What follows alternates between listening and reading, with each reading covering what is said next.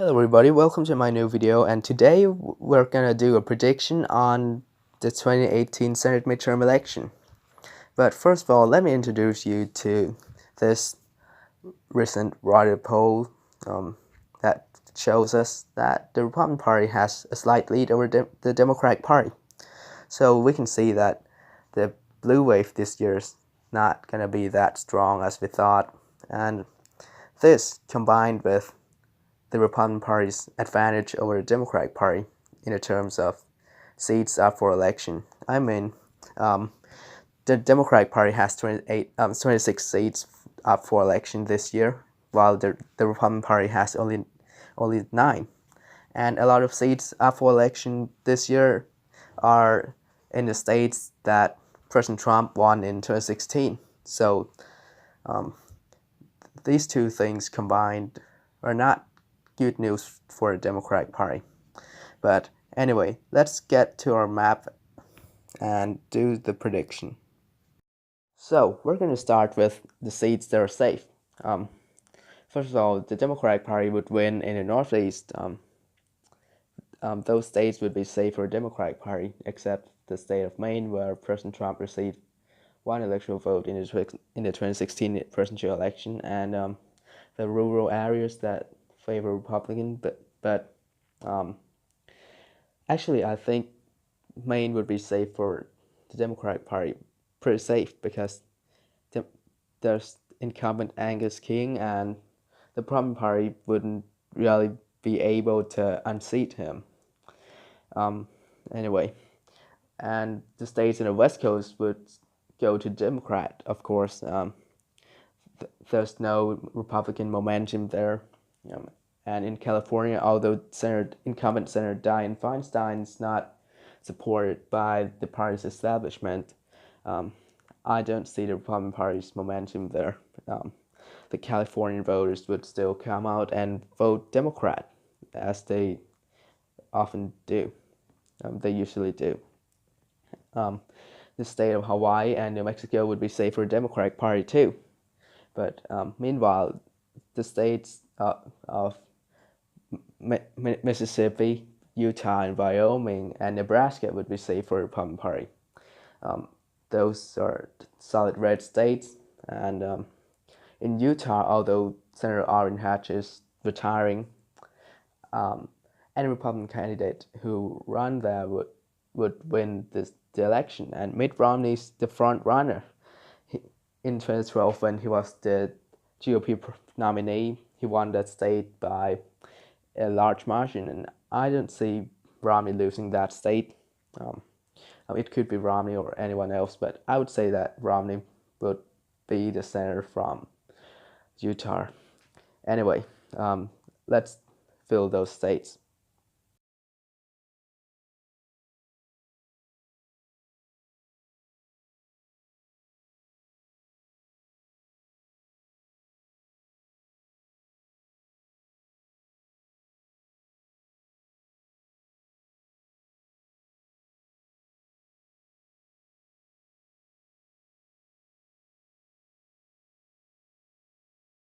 Oh yeah, Minnesota would be safe for the Democratic Party too.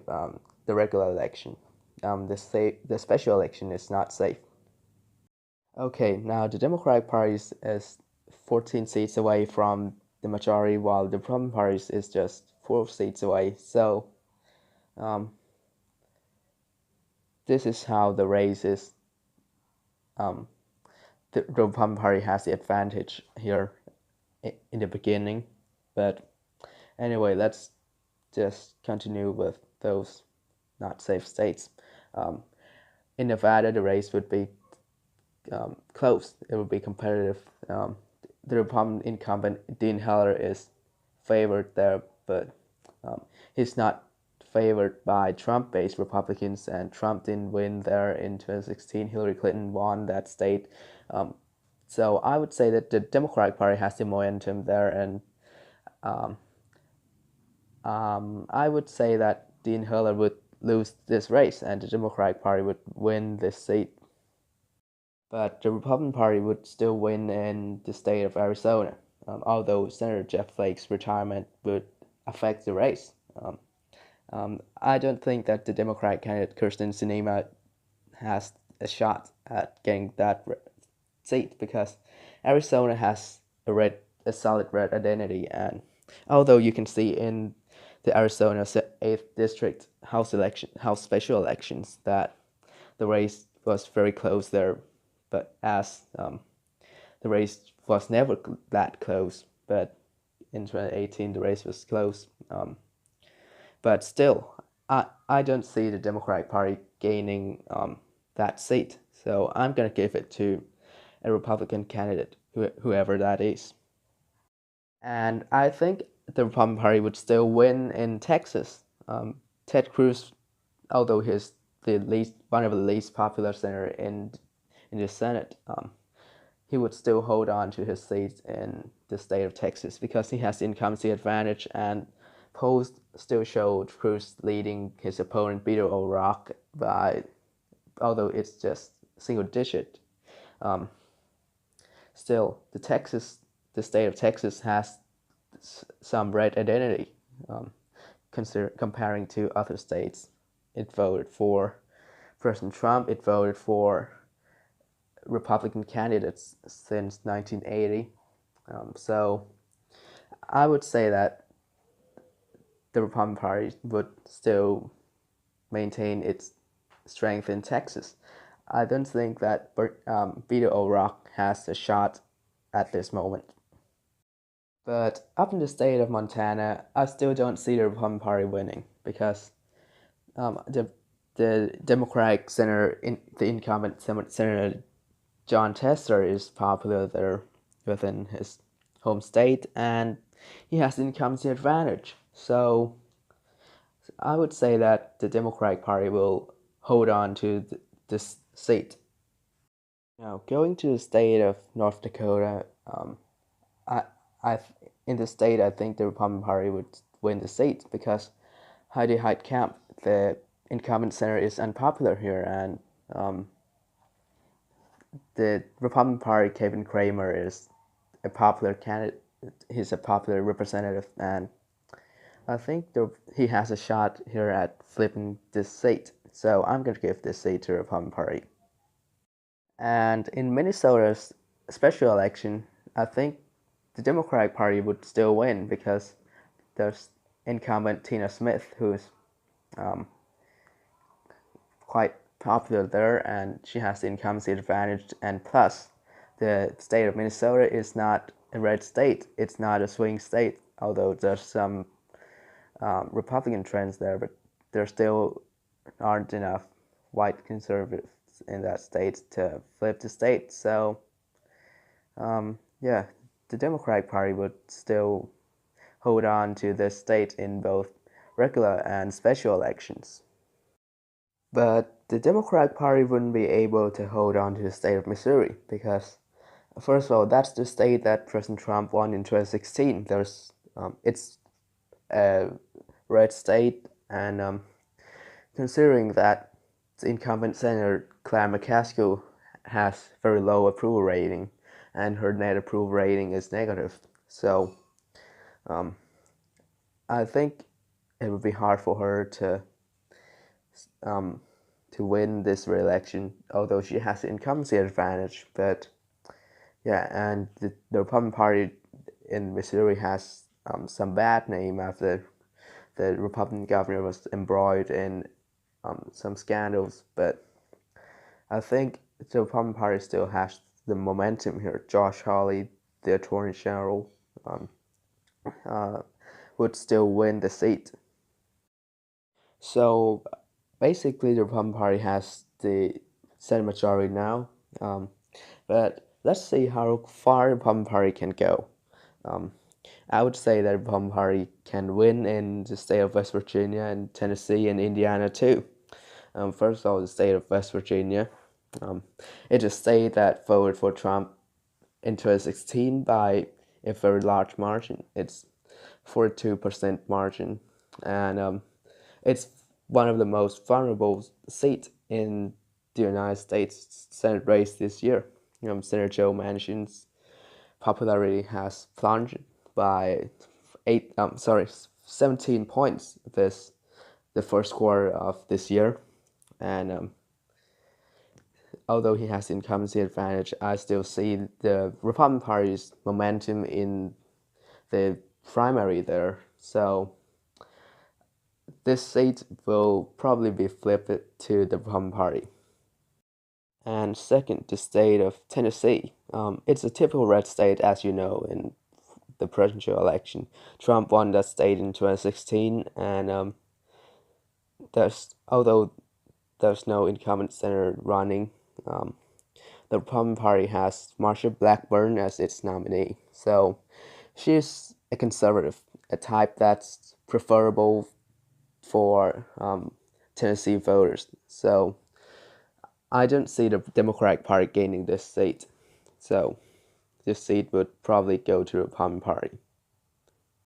And finally, the state of Indiana. It's a state that voted for Trump in 2016 by 19% margin, and it's a state from which Mike Pence, the vice president, comes, and he probably plays a key role in this election this year. So the incumbent Senator Joe Donnelly is a Democrat, and although he has the incumbency advantage, his approval rating in April was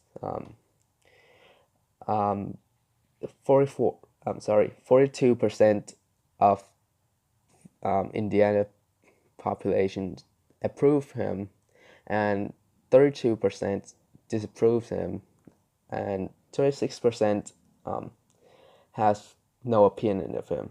So I think he's not that unpopular, but he's not popular either. So I would say that this seat will go to the Republican Party. Now, I would say that the Democratic Party would win every seat left now. First of all, in Pennsylvania, the incumbent Senator Bob Casey is popular there, and he has the incumbency advantage. And although it's a state that Trump won in 2016, but he won by a very close margin, just 44,000 votes. And you can see in the special election turnout that the Democratic Party has some momentum there. The House special election, you can see that the Democratic Party just gained the ground there. So I don't think that the Republican candidate would win that seat. Now, the state of Virginia, it's very obvious. Tim Kaine's a popular senator there, and Virginia has moved left in recent years. It voted for Barack Obama. It voted for Hillary Clinton. So I don't see the Republican momentum there. Tim Kaine will just win the seat easily. Now, the state of Florida. Although the governor Rick Scott is running as the Republican Party nominee, he has the state influence. The incumbent Senator Bill Nelson has the incumbency advantage, and not to mention the gun control fiasco, that gun control platform that would that in the wake of Parkland shooting would probably hurt the Republican Party, and yeah, the governor Rick Scott. So I would say that Bill Nelson will hold on to the seat here. And the state of Wisconsin, Michigan. There are states that still have the blue identity, still have the working class identity. It's industrial states, a lot of working class white voters. Although you can see the Republican Party's momentum in these two states in the 2014 gubernatorial elections and in the 2016 presidential elections, that these two states narrowly voted for Trump. But the Senate elections are different stories. These two seats are currently held by the Democrats. So it would be an uphill battle for the Republican Party to gain these two seats. And yes, basically, these states wouldn't be flipped easily. So the Republican Party would wouldn't be able to gain these 2 seats. And finally, the state of Ohio. Incumbent Sherrod Brown is running for re-election in the state against Republican candidate Jim Renocci. The race here would be close. It would be a competitive race, but you can see that the Republican Party has gained some voters' enthusiasm in the GOP primary held recently. And Ohio's the state that voted for Trump by a considerable margin in 2016. And the primaries, the Ohio primaries brought good news for the Republican Party. But still, the Democratic Party has Sherrod Brown. He's a popular senator in his home state, and he's doing pretty well in the pollings. He's ahead of his opponents, so this seat wouldn't go to the Republican Party. So this is the final map for this Senate election. In my prediction, the final results of the GOP having 54 seats and the Democratic Party having 46 seats. The Republican Party obviously is gonna retain their control of the Senate for at least 2 years. This is due to the fact that the map and the seats up for election this year already gave the Republican Party their strategic advantage over the Democratic Party. 26 for the Democrats to protect it after all, and only 9 for the Republican Party to protect after all. And the Republican Party already has the Senate majority, so this is not good news for the Democratic Party with the recent pollings that the Republican Party has gained some ground in the midterms. So thank you all so much for watching, and you can subscribe to my channel for more political videos like this, and I'll see you all later.